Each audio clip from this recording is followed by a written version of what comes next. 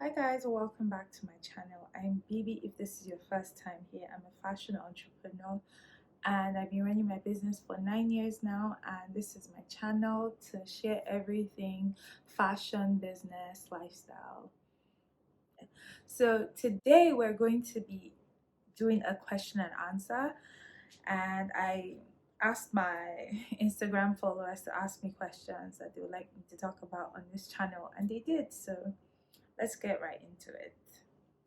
So I'm going to be reading from my screen. So when you see me looking down, it's because I'm reading from there. I'm reading the questions from there. So the very first one is, hi Miss Bisola, I'm trying to grow a team, but finances are limited for now. Right now I'm training an intern, but she's leaving to school now. I don't know how to go about staffing. So first off, staffing was I think one of my biggest issues when I first started my business, like finding the right people, having the right people stay with you. Just like this question, it's like, oh, I have someone, she's an intern, I don't want her to leave, but what do? I can't afford to hire someone full time. So first off, I would say that you should start an internship program and just make it a permanent thing. So, how do you do an internship program? So, basically, it's just making people aware that at your business you take people for a certain time period, and in that time period they're going to learn this, or they're going to work in different departments. So depending on what the value add is, you can explore trying to get another intern the same way that you got this first intern. So that's one. Another thing I would ask is, or another thing I would say is that sometimes you have to make investments, even though you can't really afford to hire like certain people. For me, my first management hire was in 2018.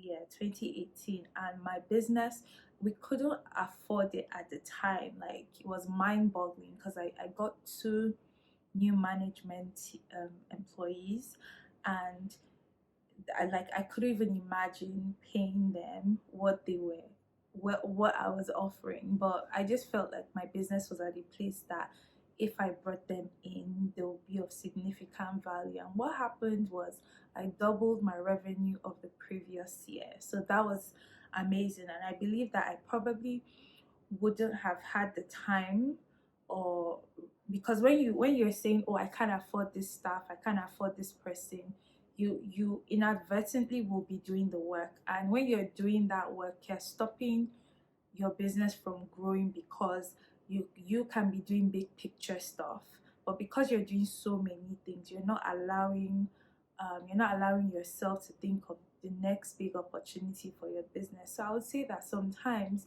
you need to just take that risk and invest in getting full-time employees that will help you take your business to the next level.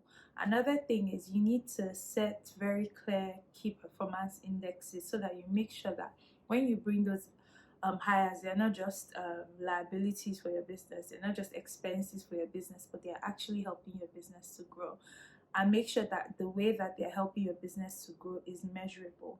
For instance, if you're bringing someone to be, say, your production manager, and maybe you've been running your production floor, so you need to give them targets for that production department. You have to give them standard operating procedures that they should follow. So I have another entire, I don't know if you've seen that video, but I have a video addressing hiring for your business. You should take a look at that video. I'll leave a link up there.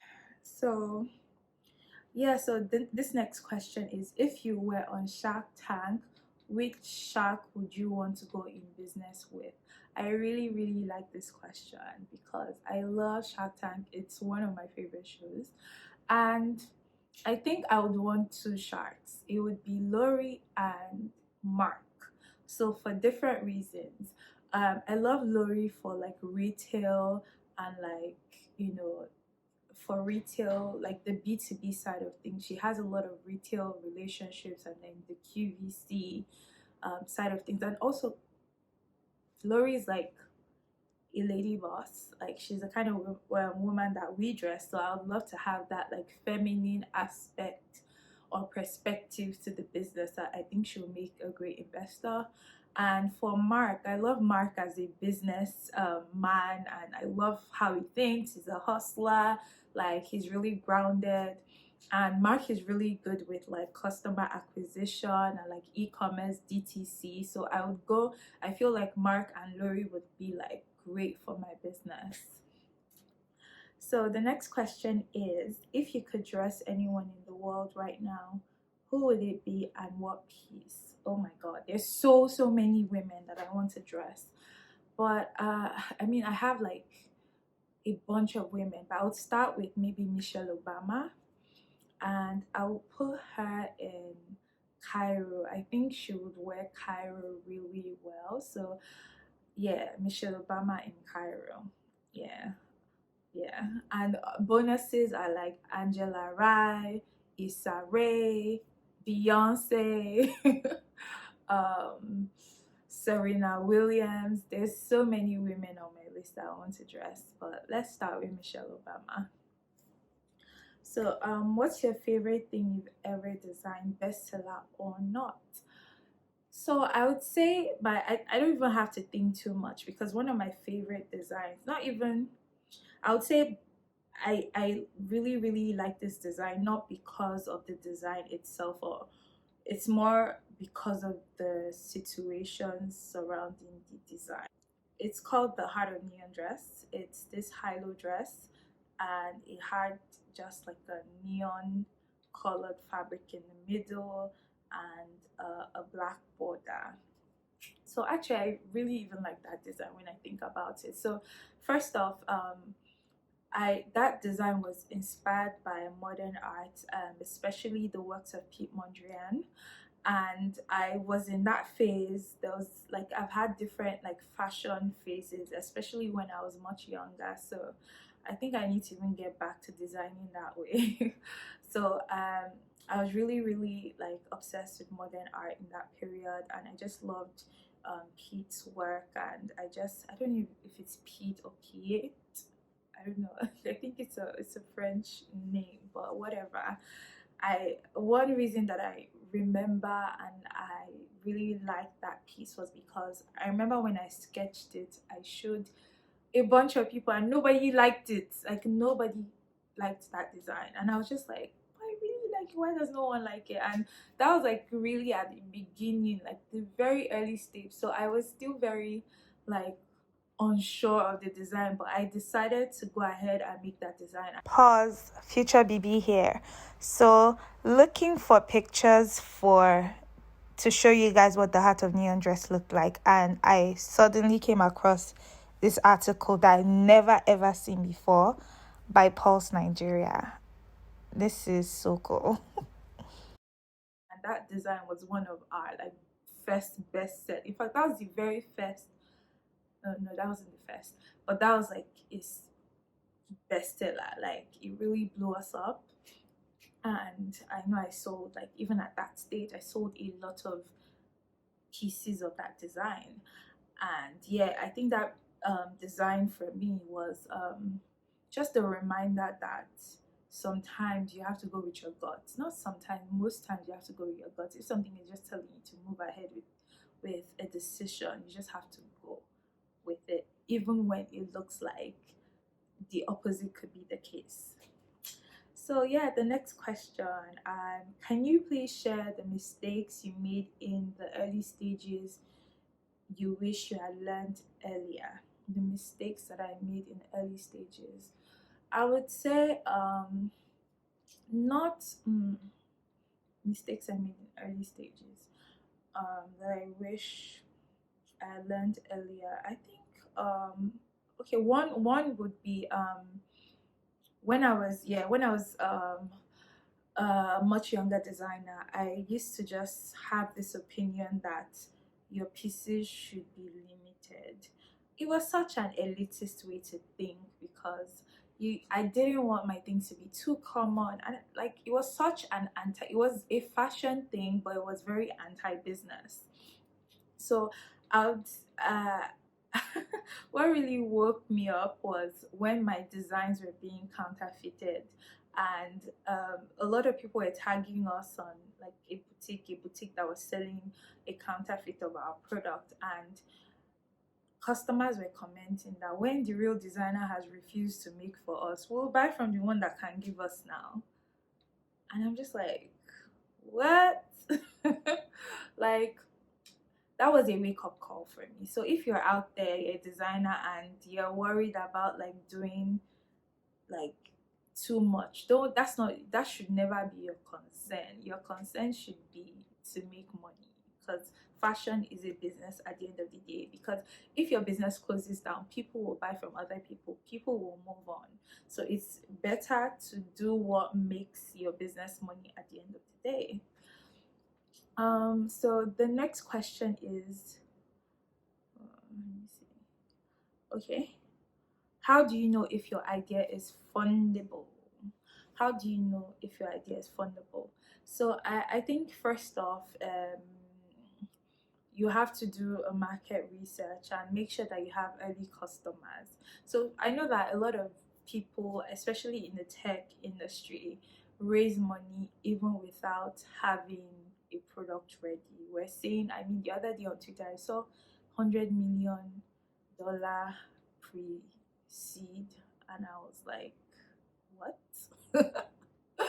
I know, and there's a Nigerian business that raised about $4.5 million pre-seed. So I think first off is your experience. So your experience, your expertise as a founder. Have you worked? So let's say I know that one of the businesses that's raising multiple millions pre-seed was because he exited a company that was acquired. Like he founded a company and it was acquired. So if you're a business owner that has worked with or founded a company that has done really well, so that lends to your expertise, and there's a lot of trust that, oh, this person did this person has done this, they likely will be able to, you know, run another successful business. So there's that, your expertise. Then two, just the market, really, like what is the addressable market, or how much can you sell, how many people are interested in your idea. And for me, I can't really speak a lot to getting funding from investors because it's not something that I've done before. But as someone that has bootstrapped her business, I would say that for me, it's all about really understanding the market and really knowing if what you're about to produce, what you're about to give out to the world is something that they want, something that is needed. So I would say that you can start with family and friends. You can have an MVP, that's the minimum viable product. So before investing a lot of money, before going to investors, or before um, launching the business full on, you can have like a mini launch to sort of test the market and see if your product is something that people want. So I would say an idea is fundable if one, you have expertise as the founder, you've run a successful business before, or there's a serious demand, there's a huge need for that product. And the truth is, you never know till you try. Like I can tell you that your idea is not fundable, and then you go out there, you launch, and then it's a success. We've seen shows on even Shark Tank, and we've seen VCs say, oh, I missed out on Uber, I missed out on Airbnb, you know, I missed out on this potential investment because I didn't believe in it. So at the end of the day, you have to just take that jump, take that risk, and see for yourself. So the last question, how often should a brand release new collections? This is a very good question. How often? So I would say that this should not be a fixed number. It should be based on how your customers are buying. So two things that you have to keep in mind. You have to keep in mind customer acquisition, and you have to keep keep in mind customer retention.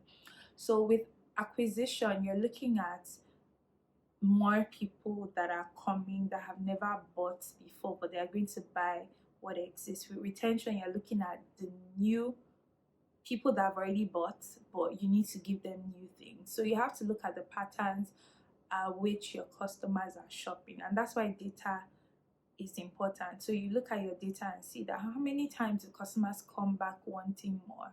So for some businesses, it's weekly. For some other, I mean, like Zara, people go to Zara like every other day.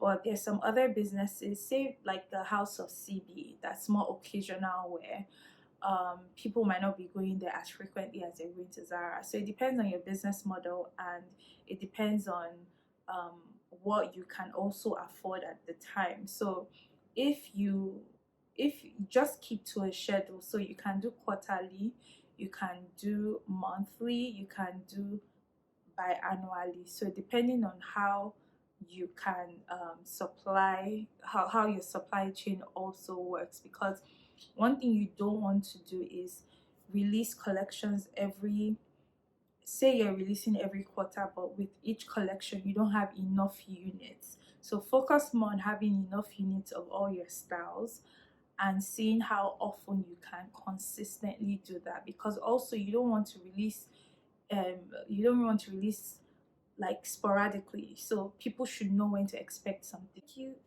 Thank you so much for sticking with me to the end of the video. I hope you share if you like this video and subscribe to this channel if you haven't. I will see you in my next video. Bye.